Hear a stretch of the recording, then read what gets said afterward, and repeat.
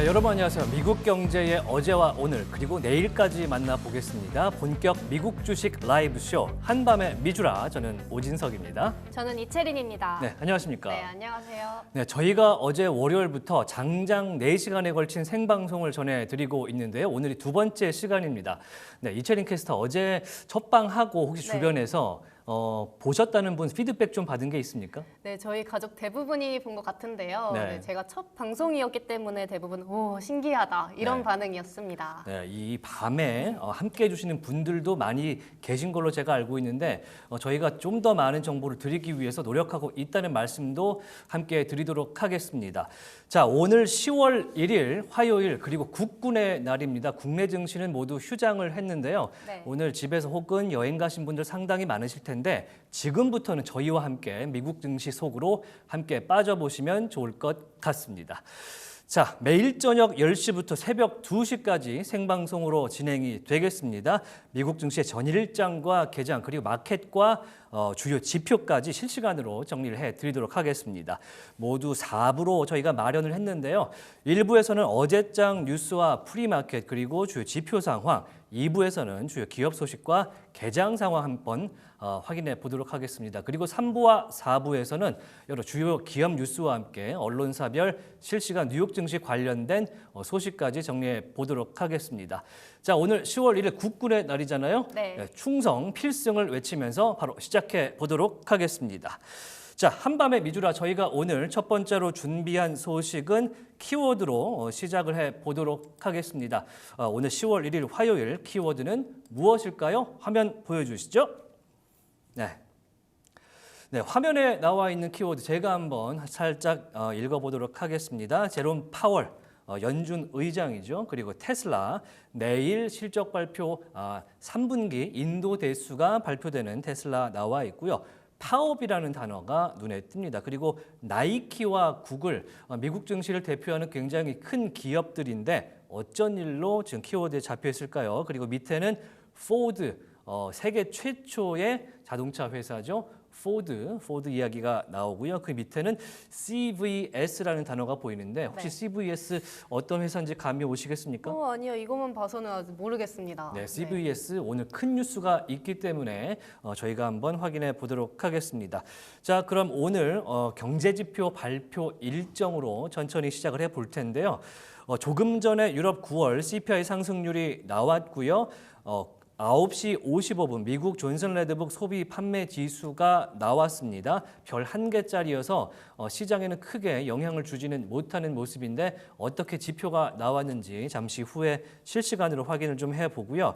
그리고 오늘 시장이 기다리고 있는 굉장히 중요한 지표가 오늘 3가지 정도가 나오겠습니다. 22시 45분, 10시 45분에 9월 S&P 글로벌 제조업 PMI 지수가 나오게 됩니다. 제조업 업황이 얼마나 좋아졌는지 혹은 좋지 않아졌는지를 확인해보는 그런 지표가 되겠고요. 그로부터 15분 뒤인 잠시 후에 11시부터는 9월 ISM 제조업 PMI가 또 함께 나오게 되고요. 동시에 8월 졸트 구인 이직 보고서가 나오게 됩니다. 졸트 저희가 어제 설명을 해드릴 때도 구인과 이직과 관련된 굉장히 중요한 고용 지표가 될 것이다 이렇게 설명을 해드렸는데 이번 주에는 고용의 한 주이기 때문에 시장에서 오늘 저녁에 나오는 졸트 보고서에 대해서 굉장히 주의 깊게 보고 있다. 그래서 저희와 함께 확인해 보실 필요가 있겠다. 이렇게 말씀을 드리겠습니다. 그리고 자정이죠. 연준의 보스틱 총재 투표권이 있는 분입니다. 발언에 나서고요. 10분 뒤인 리사 쿡 이사도 투표권이 있는 여성 이사이신데 이분도 오늘 발언에 나서게 됩니다. 어제는 파월 의장이 이제 NABE 그러니까 전미 경제인 연합회의 연차 총회에 연설을 해서 굉장히 시장에 영향을 줬던 그런 시간대가 있었습니다. 이 내용도 오늘 저희가 준비를 했으니까요. 함께 정리해 보도록 하시죠. 자, 조금 전에 제가 졸트 얘기를 좀 해드렸었는데 The Job Openings and Labor Turnover 그러니까 구인하고 이직하는 데 있어서 얼마나 변동이 있었는지를 알아보는 오늘 가장 중요한 보고서가 되겠고요. 물론 ISM PMI라든지 S&P 글로벌 PMI도 상당히 중요하겠습니다만 오늘은 졸트의 날이다 이렇게 생각하시고 천천히 보시면 되겠습니다. 현재까지 시장 예상치는 7.64M 그러니까 764만 명 4만 건 정도로 나와 있는 걸로 확인이 되고요. 이걸 근거로 밑으로 가느냐 위로 가느냐에 따라서 오늘 미국 주식시장도 상당히 움직일 걸로 확인이 되고 있습니다. 내일과 내일 모레 지표 살짝 먼저 보면은 ISM PMI도 목요일 날 나오게 되고요. 그리고 금요일에는 가장 많은 분들이 기다리고 있는 이번 주 최대 지표 발표 넌팜이라 그러죠. 비농업 부문 이제 급여와 그다음에 고용률 그리고 실업률까지 확인하는 그런 한 주가 되겠습니다. 이번 주는 고용 지표 연준에서 가장 많이 들여다본다는 최근의 지표인 고용 지표를 저희와 함께 확인하시면 좋을 것 같습니다. 자, 그럼 실적 발표 스케줄 저희가 어제도 보여드리긴 했었는데 휴장 스케줄과 더불어서 한 번 더 체크를 할게요. 페이첵스 그러니까 업무용 인력관리 솔루션 공급사인데 방송하기 30분 전에 페이첵스의 실적 발표가 나왔습니다. 실적이 시장 예상치에 부합했기 때문에 지금 시장은 긍정적으로 바라보고 있다. 이런 뉴스를 접한 뒤에 저희가 방송 지금 스튜디오에 들어왔거든요. 조금 뒤에 자세하게 확인을 해보고요. 오늘 방송이 끝나고 그리고 미국장이 오늘장이 마감되고 난 이후에는 여러분들이 좋아하시는 의류 신발 제조업체인 세계 최대 스포츠 업체 나이키의 실적 발표가 있습니다. 자, 이채린 캐스터에게 한번 물어보겠습니다. 네. 나이키 실적 어떻게 보십니까? 나이키가 이번에 잘 팔았을까요? 지난 분기에 어땠을까요? 지난 분기랑 비슷할 것 같습니다. 잘 나올 것 같지는 않습니다. 잘 나올 네. 것 같지 않다. 맞습니다. 시장에서는 나이키의 최근 매출이라든지 실적이 그렇게 우호적으로 생각하지는 않는 모습이다. 이렇게 저희도 생각을 하고 또 그런 부진 때문에 CEO가 최근에 교체되는 그런 초강수를 얻었던 나이키이기 때문에 오늘 장 마감 이후에 나오는 나이키의 실적도 저희 방송과는 또 별도로 주의 깊게 보시기를 바라겠습니다. 나이키 실적은 저희가 내일 저녁 방송에서 같이 한번 뜯어보도록 하는 시간을 갖도록 하겠습니다. 자, 그리고 내일 방송 전에는 리바이스가 또 실적 발표가 나오기 때문에 조금 뒤에 리바이스에 대한 이야기도 저희가 전해드립니다. 그리고 목요일에는 코로나 맥주, 혹시 코로나 맥주 좋아하세요? 한 번 마셔봤습니다. 레몬 같은 게 들어있잖아요. 네. 레몬인가요? 굉장히 맛있어서 좋아하시는 분 많은데 퍼시피코라든지 코로나 맥주 생산하는 컨스텔레이션 브랜드가 목요일 날 실적 발표에 나서기 때문에 이번 한 주 큰 기업들은 뭐 나이키 정도로 볼 수가 있겠지만 앞으로 이제 한 2주만 있으면 본격적인 실적 발표 시즌이 또 시작이 되거든요. 그래서 예열하는 차원에서 한번 함께하도록 하겠습니다. 자, 앞서 말씀드린 대로 중국이 휴장에 들어갔습니다. 지금 국경절이고요. 지금 대만 그러니까 국민당과의 국공내전에서 승리했다는 날을 기념해서 오늘 쉬는 날로 되겠고요. 일주일 정도 중국이 휴장하고 오늘만 홍콩은 휴장합니다. 이 점 안내 드리도록 하겠습니다. 자, 그러면은 어제 장은 어떻게 마감됐는지 간략하게 이채린 캐스터와 함께 확인해보고 넘어가도록 하겠습니다. 사실 어제 저희가 방송 첫 화하면서 네. 장 초반 분위기가 그렇게 좋지가 않았어서 맞아요. 걱정을 했는데 네. 지금 보니까 다 초록불 들어와 있군요. 네. 한번 전해주시죠. 네, 전일장 마감 상황 살펴보겠습니다. 다우존스 산업평균지수는 42,330.15포인트로 마감하면서 42,000선을 지키고 있는데요. 0.04% 상승 마감했습니다. S&P 500 지수는 5,762.48포인트로 마감하면서 전장 대비 0.42% 상승 마감했습니다. 기술주 중심의 나스닥 종합지수는 18,000선을 지키고 있는데요. 18,189.17포인트로 마감하면서 0.38% 상승 마감했습니다. 사실 어제 이제 9월의 마지막 날 뉴욕 증시였기 때문에 굉장히 변동성이 컸습니다. 그리고 펀드라든지 ETF사들에서 포함되어 있는 이제 바스켓이라 그러죠. 여기 포함되어 있는 종목들을 좀 골라내고 새롭게 진입시키는 그런 리밸런싱 데이였기 때문에 변동성도 있었고요. 그리고 중국에서 날라왔던 이제 반도체 관련된 소식, 특히 엔비디아의 H20칩을 중국 내수 업체들한테 어지간하면 사지 마라 이런 네. 내용이 나오면서 반도체 섹터가 좋지가 않았단 말이죠. 그래서 분명히 오전장까지만 해도 좀 불안한 감을 멈출 수가 없었는데 네. 오후 되면서 파월 의장의 발언 이후에 조금 떨어졌던 3대 지수가 모두 양전하는 모습을 보였고요. 크지는 않지만 0.4%가량, 0.04에서 0.42%가량 S&P 500이 또 오르는 모습을 보였습니다. 국제유가 서부 텍사스산 중진료 같은 경우에는 어제는 또 하락을 했습니다. 뭐 이걸 하락이라고 표현을 해야 될지 모를 정도로 0.01% 빠지긴 했습니다만 지금은 WTI 같은 경우는 반전된 현재 시간으로는 유가가 국제유가 선물 시장에서는 상승하는 모습을 보이고 있는데 아마도 대부분 이 뉴스를 들으시고 깜짝 놀라셨을 것 같습니다. 조금 전에 나왔던 소식인데 이스라엘이 레바논 남부의 베이루트로 지상군을 지금 파견하기 시작했다라는 소식이 오늘 오후 늦게 나오기 시작하면서 중동에서 벌어지고 있는 이 전쟁이 확전될 가능성이 조금씩 커지고 있어서 지금 국제 유가가 상승세로 지금 돌아서고 있는 그런 분위기입니다. 금 같은 경우는 저희가 이제 선물 가격을 잠시 뒤에 실시간으로 조금 체크를 해봐야 될 것 같은데요. 지금 안전자산으로 취급되는 금이기 때문에 동일하게 상승 반전되지 않았을까 하는 생각이 들고요. 현재 보고 계시는 장표에 있는 지수는 어제 마감가라는 점 다시 한번 확인을 해드리도록 하겠습니다. 자, 지금 보면은 다우 퓨처스, S&P 퓨처스, 나스닥만 지금 초록불을 켜고 있기 때문에 장이 열리게 되면 어떤 모습을 좀 띠게 될지, 과연 나스닥만 계속해서 오르게 될지 한번 확인해 보시죠. 자, 그러면 시가총액 상위 종목 순서대로 한번 이채린 캐스터가 정리를 해 주셨는데요. 어제장은 이제 끝물에 말아 올리면서 이른바 말아 올리면서 장이 상당히 파란색을 주요하게 띠게 된 그런 장이었습니다. 특히 애플이 2.2% 이상 올랐군요. 한번 네. 시가총액 상위 종목 한번 소개해 주시죠. 네, 애플은 2.29% 상승 마감했습니다. 마이크로소프트는 0.53% 상승 마감했고요. 네. 엔비디아는 0.03% 상승 마감했습니다. 알파벳 구글은 1.15% 상승 마감했습니다. 아마존은 0.87% 하락 마감했고요. 메타는 0.90% 상승 마감했습니다.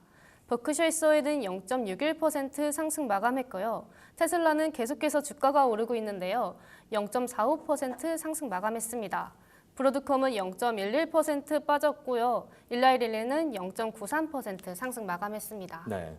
지금 아마도 이 장표를 보시고 눈썰미 좋으신 분들은 아실 수가 있을 것 같은데 최근에 저희가 보여드렸던 시가총액 상위의 이 순서가 오늘은 살짝 바뀌었습니다.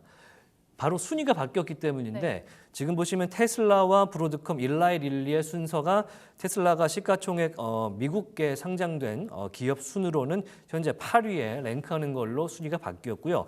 브로드컴과 일라이 릴리가 테슬라와 자리를 맞바꿈하면서 테슬라가 조금 올라왔는데 오늘 저희가 테슬라 이야기 어제에 이어서 조금 더 준비를 했거든요. 네. 왜냐하면 10월 2일 미국 시간으로 10월 2일 날 3분기 전 세계 차량 인도 대수가 발표가 됩니다. 테슬라의 향방을 가를 첫 번째 지표가 내일 테슬라에게 나오게 되는데 어떤 지금 IB들로부터 어떤 평가를 받고 있는지 잠시 후에 조금 더 알아보도록 하겠습니다. 자, 어제장 마감 상황 히트맵으로 좀 알아보도록 하겠습니다.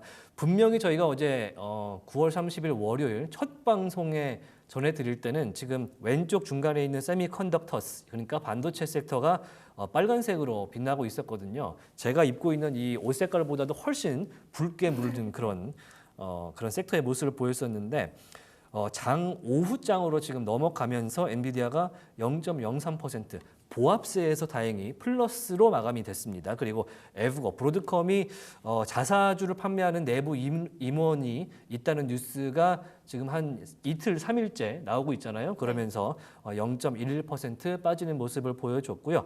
AMD와 퀄컴도 지금 전체적인 반도체주의 약세 때문에 마이너스로 보합세로 거의 마감되는 모습을 보였습니다. 인텔과 마이크론 지금 보시면은 전체적으로 또 빨간색도 보이고 있는데 저 위에 있는 애플이 굉장히 초록색으로 빛났습니다.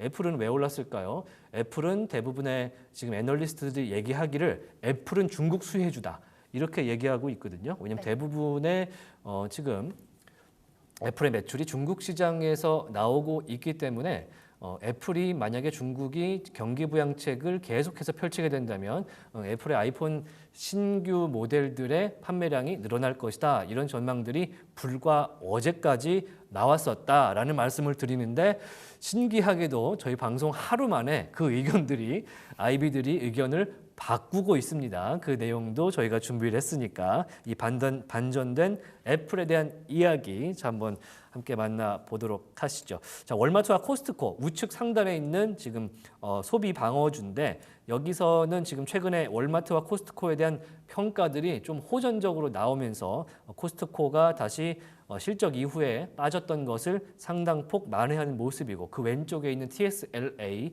테슬라는 조금 전 말씀드렸던 지금 3분기 인도데스 예측치가 시장 전망치를 뛰어넘을 것이라는 그런 예측들이 좀 나오면서 그래도 플러스로 마감됐습니다. 이게 의미가 있는 것이 바로 밑에 있는 GM과 F라고 되어 있는 포드예요. 오늘 저희가 설명해드릴 포드 둘 다 시뻘겋게 물들었는데 유럽 자동차 업체들이 상당히 고전하고 있다는 소식이 어제 하루 종일 나왔거든요. 그 바람에 유럽 증시가 뭐 닥스, 깍그, FTSE 할 것 없이 와장창 무너졌는데 테슬라는 버텼다. 이 점을 저희가 어제 설명해 드린 바가 있습니다. 자, 히트맵을 벗어나서 그러면은 전일장 위캡으로 한번 볼게요. 제가 말씀드린 것과 같이 자, 미국장의 특징이 조금 있습니다. 그 점심시간이 지나면 시장이 조금 변동하는 모습을 보입니다. 지금 보시면 다우와 나스닥, S&P 500, 러셀 2000, 소형주 중심의 러셀까지 지금 12시와 1시, 우리는 보통 이제 1시쯤 업무 복귀하잖아요. 네. 오후 1시쯤. 지금 보시면 오후 1시쯤 2시 넘어가면서 이때쯤 파월 의장이 이제 테네시에서 연설을 하기 시작하는데 쭉쭉 빠집니다. 왜냐하면 파월 의장의 입에서 우리가 크게 빅컷을 하지는 않을 것 같다라는 이야기를 이제 대놓고 하진 않았지만 상당히 넌지시, 상당히 직접적으로 이야기를 했기 때문에 쭉 빠지다가 이 시장이 생각을 해보니까 이게 그렇게까지 빠질 건 아닌 것 같아 라는 생각이 들어서 다시 반전하면서 장이 마감되는 그런 모습을 보였다. 이렇게 설명을 드리도록 하겠습니다. 자, 퍼포먼스로 보면요. 커뮤니케이션과 이제 부동산, 헬스케어, 유틸리티 그리고 일반 산업주, 테크놀로지가 전체적으로 플러스 0.7에서 플러스 0.33% 정도 올랐는데 자, 최대치로 오른 섹터가 0.72%입니다. 이걸 보시면 어떤 생각이 드세요? 그렇게 크게 오른 섹터가 없다. 네. 앞자리가 1인 그런 섹터가 현재 없기 때문에 9월의 마지막 날 상당히 혼조적인 모습 그리고 경계감이 아주 어마어마했던 어제장이었다 이렇게 생각이 됩니다. 그리고 컨슈머 사이클리니컬 그러니까 소비 순환주 우리가 의식주로 필수로 필요한 것들인데 어쩔 수 없이 사는 것들 경기 방어주 성격의 이 순환주가 상당히 빠졌고요. 그리고 원자재 섹터가 어제 좀 빠졌습니다. 원자재 섹터가 빠진 이유는 조금 이후에 또 하나 알려드리겠지만 미국 동부 항만의 대규모 노조가 지금 파업에 들어간 상태고요. 어제까지는 파업을 하지는 않았었는데 이 파업 예고가 나오면서 원자재 수급에 대한 불안감으로 인해서 상당히 빠지는 모습을 보였던 그런 하루였다. 그래서 이 전체적인 모습을 보시면은 굉장히 좀 뭐랄까 사람들이 움직이기 싫어하는 좀 부동적인 그런 하루의 장세였다라는 설명을 드리도록 하겠습니다. 자, 3Q 마감 제가 따로 한번 준비를 해봤습니다. 이게 너무 많이 옛날 얘기만 하면 재미가 없을 것 같긴 한데 이게 나름대로 재미가 있거든요. 자, 올해 3분기를 마감했습니다. 7월, 8월, 9월 이렇게 해서 3분기를 마감했는데 마감하고 나니까 우리가 생각했던 것보다 이 IT주, 특히 마이크로소프트와 엔비디아가 오르지 못했다. 이런 지금 히트맵을 보이고 있습니다. 엔비디아가 그렇게 많이 올랐다고 하는데 3분기를 마감하고 나니까 마이너스 2.3% 정도 분기 마감은 빠진 걸로 지금 확인이 되고 있고요. 되려 지금 브로드컴, 실적이 괜찮았던 브로드컴과 AMD, 그다음에 퀄컴은 좀 많이 빠진 걸로 확인이 되고 있군요. 위에 있는 오라클, AI 관련된 소프트웨어 제공업체인 오라클이 20% 가까이 오르는 모습을 보여줬고 애플이 7.5% 올랐군요. 그래서 3분기는 여러분들이 이제 보통 AI 관련주, 반도체 관련주에 대한 선호도가 올해 초부터도 마찬가지고 지난해 말부터 굉장히 셌었는데 3분기부터는 순환매가 이제 시작되고 있구나 이런 생각이 저는 개인적으로 들었습니다. 그러면서 오른쪽 위에 있는 월마트 3분기 동안 19.6% 올랐습니다. 굉장히 많이 올랐고요. 왼쪽에 있는 테슬라 24.6%로 분기 마감을 했습니다. 25% 가까이 자동차주가 이렇게 올랐다. 이것은 상당한 의미를 갖고 있다라고 저는 보고 있기 때문에 테슬라 이번 분기부터도 주목해 보시면 좋지 않을까 이런 생각이 들고요. 구글과 아마존 그리고 제약 바이오주의 대장주인 일라이릴리가 지금 색깔이 영 좋지가 않습니다. 다시 한번 말씀드리지만 제 옷 색깔과 비슷한 거무죽죽한 자주색을 띠고 있는데 과연 이번 새 분기에서는 좀 반전하는 그런 모습을 보일 수 있을까라는 생각이 들면서 다음 장표로 한번 넘어가 보겠습니다. 빨리빨리 넘어가 봐야 될 것 같아요. 뒤에 새로운 소식이 많이 기다리고 있어갖고 또 제가 지금 계속 혼자 말하고 있어서 이채린 캐스터가 외롭기 때문에 빨리 한번 넘어가 보겠습니다. 일단 한 달로는 소비 순환제와 유틸리티 원자재, 그러니까 원자재 같은 경우는 최근에는 중국의 경기 부양책 힘입은 그런 측면이 컸고 소비 순환제, 월마트와 코스트코를 대변하는 경기 방어주 성격의 기본적으로 우리가 살면서 써야 되는 것들이 포함된 섹터. 그리고 어제 저희가 알려드렸죠. 테크주는 가라. 이제는 유틸리티다. 전기, 가스, 수도 생활 속에서 기본적으로 사용해야 되는 정말 필요한 것들이 포함되어 있는 유틸리티. 제가 이제 퇴근하면서 유틸리티를 어떻게 설명을 잘 못했나라고 느꼈는데 이걸 또 하나 생각했습니다. 유틸리티는 집에 청구서가 날라오는 섹터. 이렇게 생각하시면 딱 좋지 않을까 이렇게 생각이 됩니다. 유틸리티 많이 올랐던 한 달이었습니다. 자, 3개월짜리로 볼게요. 3개월짜리로 보면은 제가 말씀드렸던 유틸리티 역시 1등을 차지하고 있습니다. 네. 3개월 동안 유틸리티주가 상당히 강세를 보였구나.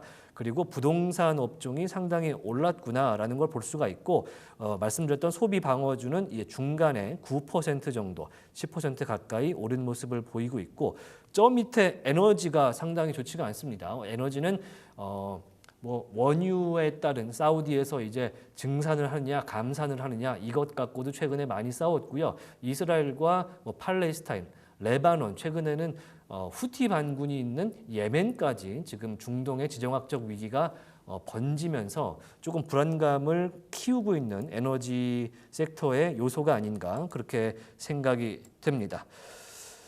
자, 그래서 제가 가장 많이 올랐던 주식과 가장 많이 빠졌던 주식을 조금 구분을 해갖고 가져와 봤는데, 자, 이채린 캐스터는 지금 화면 보시면서 네. 눈에 띄는 거 혹은 내가 알고 있는 종목 한 가지 정도 꼽자면 뭐가 있을까요?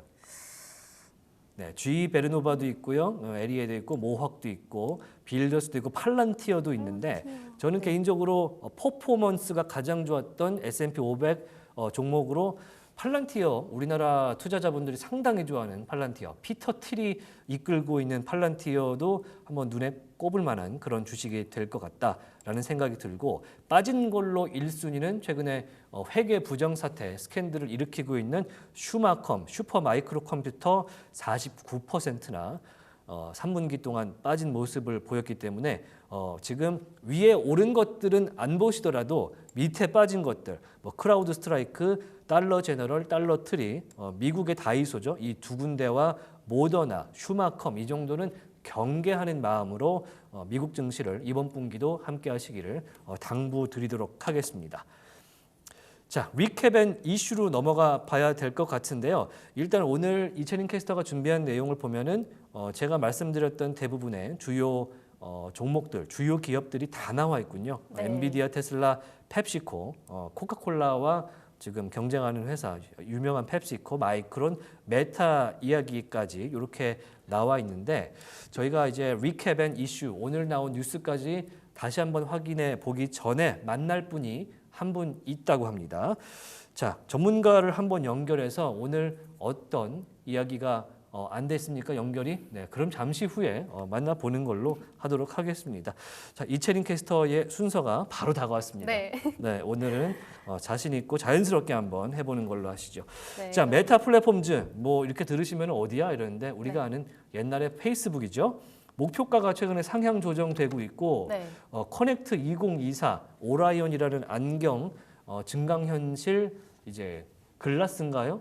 그거 발표한 다음에 상당히 분위기가 좋습니다. 네. 이 내용 한번 전해주시죠. 네, 제가 가져온 소식 전해드리겠습니다. 예. 모네스 크리스피 하르트는 월요일에 메타 플랫폼 주식에 대한 매수 등급을 유지했고 중국의 12개월 목표 가격을 570달러에서 620달러로 상향 조정했습니다. 이런 상향 조정은 메타가 최근 개최한 메타 코넥트 2024 행사에 따른 것으로 보이는데요. 이 행사에서 다양한 AI와 메타버스 혁신을 선보였습니다. 이런 발전은 사용자 참여를 강화하고 새로운 광고 기회를 제공하고 개발자를 유치하고 플랫폼의 전반적인 도달 범위를 확대할 것으로 예상합니다. 이 회사는 메타가 디지털 광고 트렌드를 활용하고 AI 기술로 혁신할 수 있는 강력한 위치에 있다고 믿고 비용 구조를 간소화하려는 이 회사의 노력에도 긍정적인 요인으로 보고 있습니다. 지난주에 열린 메타의 메타 코넥트 2024 행사는 회사의 중요한 순간이었으며 메타버스와 AI 기술 개발에 대한 회사의 의지를 보여줬습니다.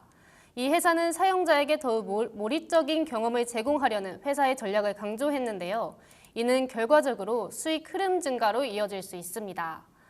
분석가의 수정된 목표 가격은 경쟁적인 디지털 환경 속에서 메타가 플랫폼을 성장시킬 수 있는 잠재력에 대한 확신을 반영하고 있습니다. 이 회사의 이니셔티브는 소규모 플랫폼을 앞지르고 업계에서 더 지배적인 입지를 확립하는 방법으로 여겨지고 있습니다. 메타에 대한 회사의 입장은 긍정적이지만 더 광범위한 경제 환경에 대해서는 여전히 신중한 입장을 취하고 있어 앞으로 어려움이 있을 것으로도 보이고 있습니다. 최근 다른 소식으로는 메타는 사용자 비밀번호를 일반 텍스트로 저장하는 것과 관련된 보안 허점으로 인해 아일랜드 데이터보호위원회로부터 9,100만 유로, 1억 150만 달러의 벌금을 부과받았습니다. 이는 유럽연합의 일반 데이터 보호 규정에 따른 일련의 처벌 중 가장 최근의 것으로 메타의 총 벌금은 25억 유로에 달합니다. 한편 오펜하이머는 메타에 대한 오버퍼폼 등급을 유지했는데요. 이는 메타가 저가형 혼합현실 헤드셋과 AI 기능 업데이트를 포함한 새로운 기술 발전을 선보인 메타 코넥트에 따른 것입니다. 로젠블렛 증권은 AI와 VR, AR의 강점을 들어 메타의 목표 가격을 811달러로 상향 조정했습니다.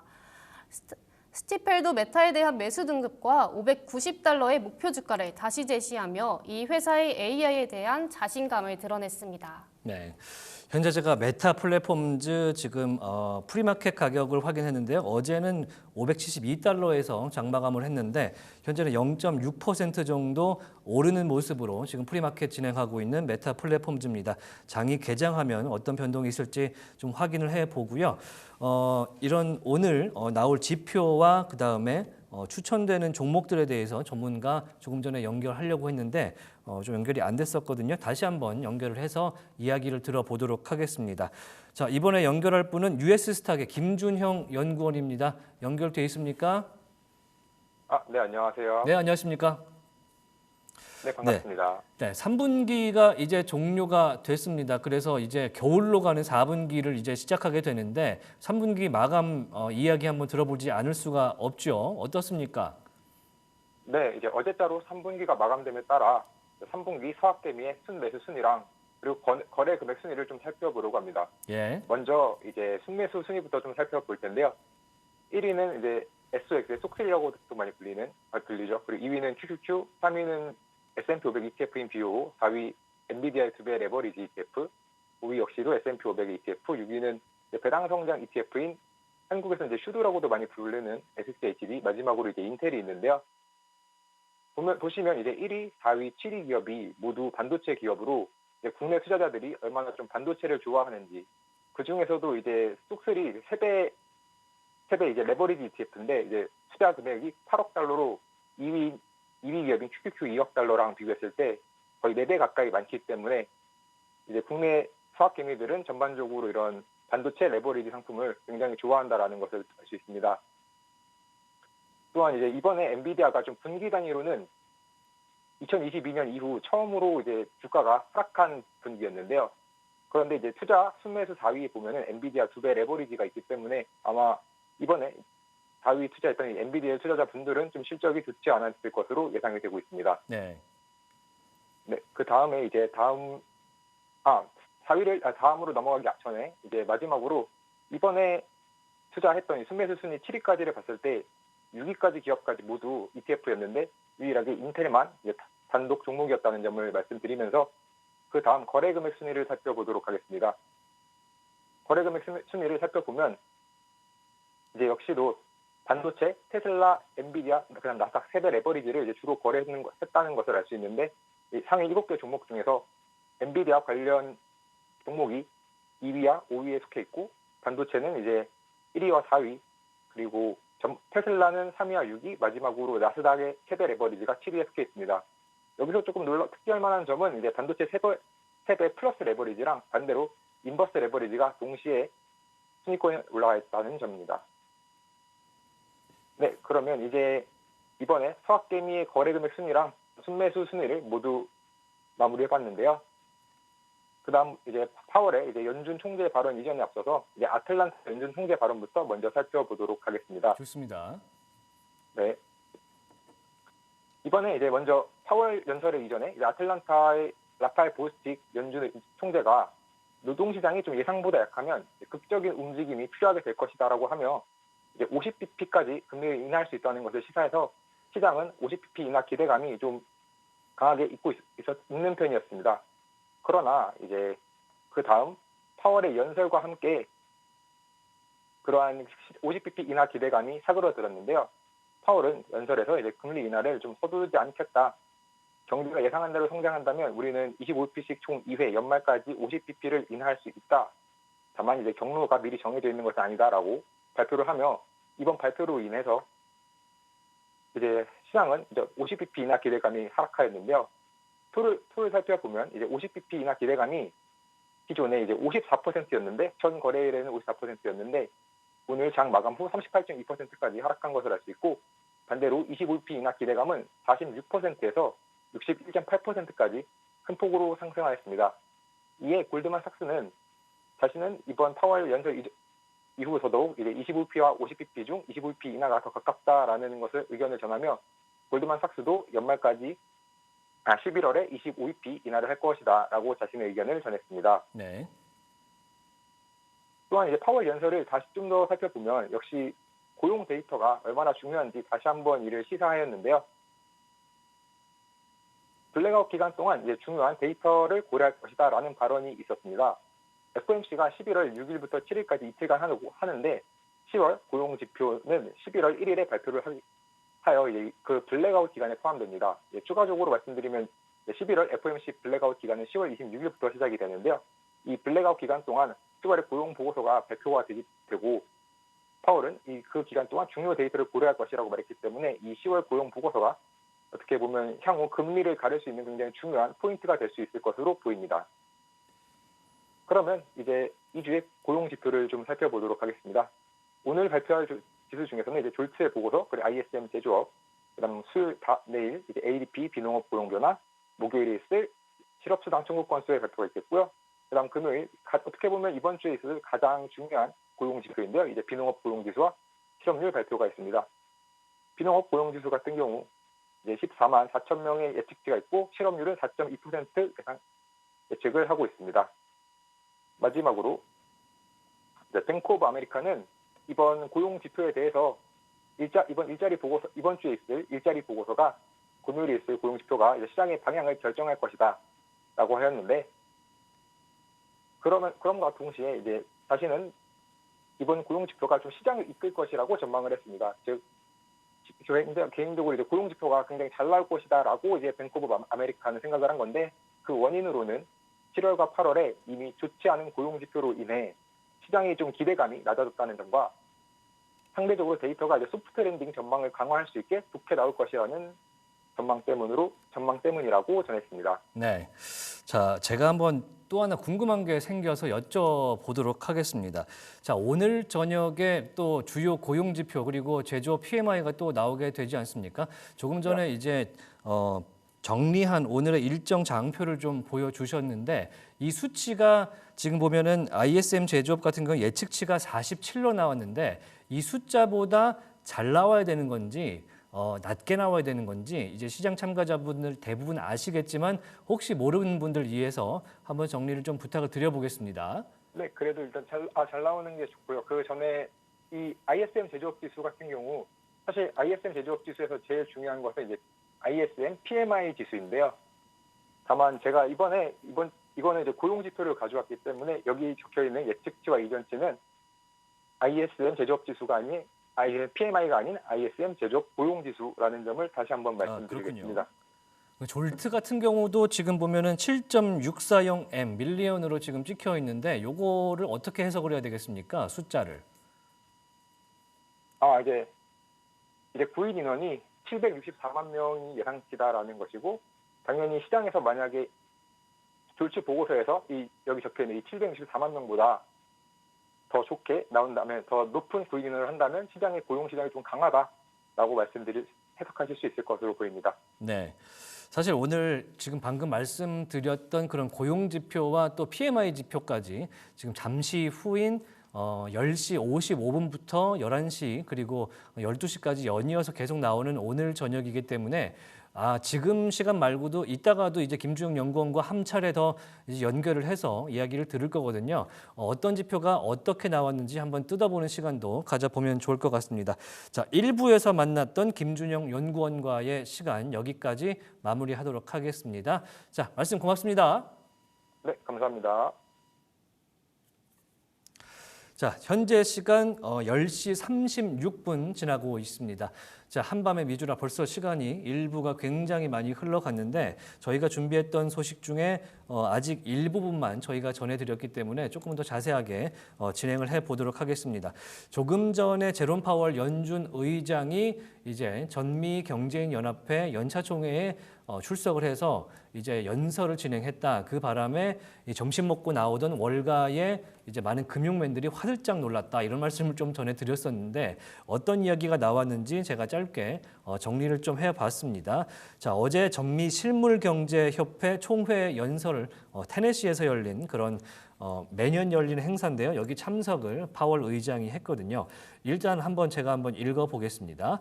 주거비 인플레 둔화에는 시간이 좀 더 걸릴 것이고 그러나 방향은 명확하다. 그리고 재화와 서비스 인플레이션, 물가가 대체로 코로나 이전 레벨로 회귀했다. 이렇게 얘기를 하면서 자, 경제가 가는 지금 예상대로라면 경제 전망은 연내에 25bp 2번 인하를 보여주고 있다. 이렇게 설명을 합니다. 이게 중요한 부분이기도 한데 그렇다 그래서 경기 하강 가능성이 크다고 시사하는 바는 현재까지 지표상으로 없다. 또한 서두른다고 느끼지 않는 것이 현재 연준의 입장이다. 이렇게 얘기를 합니다. 그래서 결국은 무엇이냐? 금리 인하 속도는 데이터에 달려 있다. 이렇게 연준 의장이 파월 의장이 계속해서 얘기를 하는데 사실 제롬 파월 의장은 앞서서도 계속해서 데이터 얘기만 했었습니다. 네. 이게 주관적인 판단에 의해서 내가 느끼는 실물 경제의 체감 물가라든지 고용 지표 혹은 부동산 경기에 따라서 이거를 올리고 내리고 하는 게 아니고 봐라 데이터 보면 우리가 왜 이렇게 결정했는지를 알 수가 있다라고 지난번에도 얘기했고요. 9월 FOMC 회의에서도 다시 한번 데이터 이야기를 했던 그런 과정 속에 있습니다.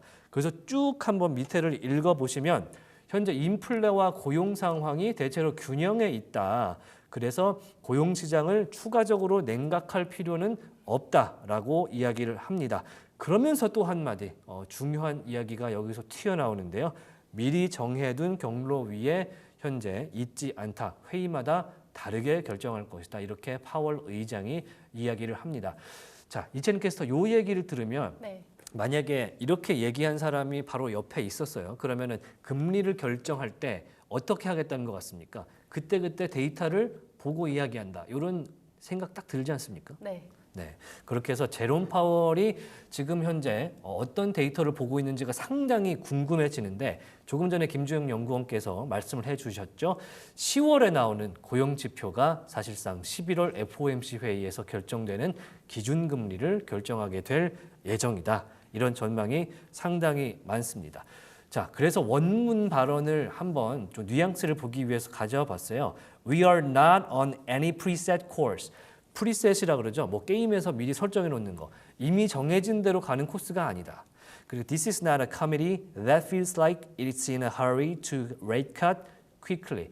빨리빨리 금리 인하를 하려고 있는 그런 커미티가 아닌 것처럼 우리는 느끼고 있다. 그러니까 빨리 할 생각이 없다. 이런 얘기죠. 그리고 결과적으로 We will be guided by the incoming data. 데이터를 통해서 우리는 가이드를 하게 될 것이다. 그러니까 이코노미가 slows more than we expected. 우리 예상보다 경제가 둔화되면 we can cut faster. 세게 인하를 할 것이고 if it slows less than we expected. 우리 생각보다 좀 더 둔화가 덜 된다면 we can cut slower. 우리는 세게 금리 인하를 하지 않을 것이다. 그러니까 이 이야기인 즉슨 만약에 고용지표가 상당히 호조세로 나오면 굳이 경기 부양할 의미가 없기 때문에 빅컷을 다시 한번 할 필요가 없다라고 시장을 받아들였고 결국에는 25bp를 예측하는 그런 기관들이 상당히 많이 혹은 대부분이 그렇게 생각을 하는 반전이 일어나면서 시선은 금요일로 이어지게 되겠습니다. 그래서 블룸버그에서는 이번에 나올 특히 금요일에 나올 신규 일자리 건수를 15만 개로 예측을 하고 있고요. 실업률은 4.2%로 예측을 하고 있습니다. 기억을 한번 해보십시오. 15만 개, 4.2%. 여기서 숫자가 빗나가게 되면 B컷이 일어날 것이고 좋게 나오면 스몰컷, 베이비컷 25bp 인하로 전망이 되는 그런 상황이다. 이렇게 설명을 할 수가 있겠습니다. 자, 제가 방금 유튜브를 살짝 둘러봤더니 호연님께서 교육방송인가요? 이렇게 설명을 해주시는데 아닙니다. 교육방송 아니고요. 저희는 미국 경제의 어제와 오늘, 내일을 전해드리는 한밤의 미주라 일부 진행하고 있습니다. 자, 그래서 조금 전에 이제 김주영 연구원이 말씀해 주셨던 그 장표예요. 페드워치에 있는 거를 제가 가져온 건데 기존에는 왼쪽에 있는 위에 있는 것 중에 왼쪽에 35.3이라고 써져 있던 게 불과 어제 파월 의장의 발언 전까지만 해도 60% 이상이었거든요. 이 좌우가 바뀐 상태로 있었는데 지금 보니까 50bp는 안 할 것 같습니다. 이렇게 결론이 난 거죠. 그래서 25bp 인하가 페드워치 제 오후에 지금 한 5시쯤 만든 건데 64.7%로 이렇게 대부분의 시장에서 전망을 하고 있어서 현재 기준금리 4.75에서 5% 이 레인지에서 크게 떨어지지는 않을 것 같고 오른쪽 아래에 있는 것은 12월 FOMC입니다. FOMC 연방공개시장위원회 올해 2번 나온 것 중에 두 번째 거 지금 보시면은 4.00에서 4.25%로 떨어질 것이다라는 것이 49.5%의 의견을 갖고 있죠. 그러니까 12월에는 그러면 빅컷을 한번 하지 않겠느냐. 이렇게 생각하는 시장 참여자들이 현재까지는 조금 더 많은 상황입니다. 그래서 올해는 11월에는 25bp, 12월에는 50bp 이렇게 해서 75bp의 금리 인하를 연준이 할 가능성이 높다고 시장은 판단하고 있다. 이렇게 정리를 한번 해보도록 하겠습니다. 그래서 어제 파월 발언이 나오면서 10년물 미국 국채금리가 사실 좀 떨어졌습니다. 왜냐하면 올랐습니다. 왜냐하면 지금 화면에는 떨어진 걸로 나오지만 지금 제가 네모칸을 쳐놓은 것을 자세히 보시면은 이 시간대 그러니까 파월이 말하는 시간대 1시 현지 시간 1시 55분부터 굉장히 솟구쳐서 이제 10년물 국채 금리가 폭등하는 굉장히 많이 올라가는 모습을 보실 수가 있는데요. 왜냐하면 금리를 많이 내리지 않을 거기 때문에 그렇게까지 올라가지 않을 것이다 라는 생각으로 지금 금리가 올라갔다가 그 뒤에는 시장에서 조금 안정을 찾는 그런 모습을 보였습니다. B컷 가능성이 낮아지면서 이 채권 가격이 하락하고 채권 금리가 올라가는 그런 모습을 보였다. 이렇게 정리를 국채까지 해드리도록 하겠습니다. 자, 유럽 얘기를 조금 더 해봐야 될 것 같은데 그러면은 파월 의장은 우리는 베이비컷을 11월에는 할 예정이다라고 넌지시 이야기를 하는데 지금 지구 반대편에서는 조금 난리가 난 동네가 하나 있습니다. 바로 유로존이 지금 상태가 굉장히 좋지가 않습니다. 지금 미국은 인플레이션이 굉장히 셌었기 때문에 이거를 잡으려고 굉장히 높게 지금 금리를 올렸다가 이제 인플레이션이 조금씩 잡히니까 원래의 물가 지수에 따라서 지금 금리를 한 단계씩 내리는 거거든요. 그런데 유로존은 거꾸로예요. 유로존은 지금 디플레 상태입니다. 물가가 안 올라서 지금 시장이 침체됐다는 것이 지표로 확인이 사실상 되고 있는 그런 상태이기 때문에 여기서는 정말 진보적인 굉장히 추돌적인 뭐라고 해야 될까요? 굉장히 막 나가는 그런 식의 금리 인하 추세를 좀 보여줘야 된다. 이런 의견들이 나오고 있는 것이 현재 유로존, 유럽중앙은행의 입장이기 때문에 지금 딱 보십시오. 독일의 9월 소비자 물가 지수가 1.6%밖에 못 올랐습니다. 목표치가 2.0인데 보통 중앙은행 타깃이 2% 물가라고 하잖아요. 밑돌았습니다. 시장이 침체됐다는 얘기죠. 그래서 돈을 풀기 위해서 크리스티안 라가르드 총재가 계속해서 유럽중앙은행이 돈을 풀게 되고 있다. 이렇게 설명을 했는데 재밌는 것은 유럽이 한 나라가 아니잖아요. 네. 뭐 스페인도 있고 독일도 있고 포르투갈도 있고 벨기에도 있는데 유로존이 전체적으로 지금 디플레가 만연한데 몇몇 나라는 나쁘지 않고 몇몇 나라는 특수하게 나쁜 상황. 이거를 맞추기 위한 크리스틴 라가르드의 머리 아픔이 좀 느껴지는 어제 연설이었습니다. 그래서 결국에는 현재 서비스 부분은 개선되고 있지만 제조와 건설, 특히 어제 증시에서 드러난 것처럼 자동차 제조업체들의 상황이 좋지가 않기 때문에 9월 통화정책회의에서 내렸던 0.6%의 엄청난 이 금리 인하와 같이 10월에도 ECB가 추가 금리 인하를 단행할 가능성이 있는데 이때 한번 크게 내릴 가능성이 있지 않을까라는 생각을 하면서 파월과 크리스틴 라가르드 ECB 총재 어제 발언까지 한번 정리를 해봤습니다. 자, 이렇게 해서 한밤의 미주라, 미국 증시를 알아본 한밤의 미주라 1부를 모두 정리해야 할 것 같습니다. 이채린 캐스터가 많이 말씀을 못했는데 2부에서는 오늘 뉴스 많이 한번 정리해 보도록 하겠습니다. 2부에서 뵙겠습니다. 네, 잠시 뒤에 봐요. 안녕.